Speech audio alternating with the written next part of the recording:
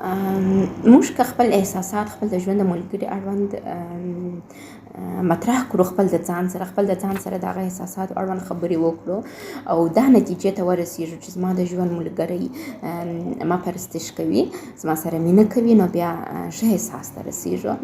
نو کله چې مو دا احساس وکړ او موږ ښځې چې بیا یو داسې جوړ یو، هغه کس چې موږ ورته ګران یو او یا هم موږ ته ګران دی، موږ د هغه سره صمیمانه یو او ملګري کېږو.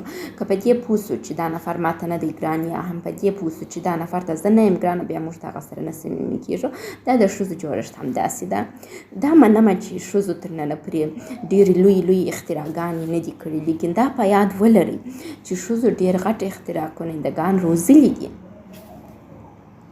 نو دا وخت دی چې تاسو ته درښیي چې ستاسو د ژوند ملګری څه رقم ده، څه رقم مینه ورسره وکړئ او څه رقم احساس هغې ته ورکړئ. تاسو باید دا تصمیم ونیسئ، دا په تاسو پورې اړه لري.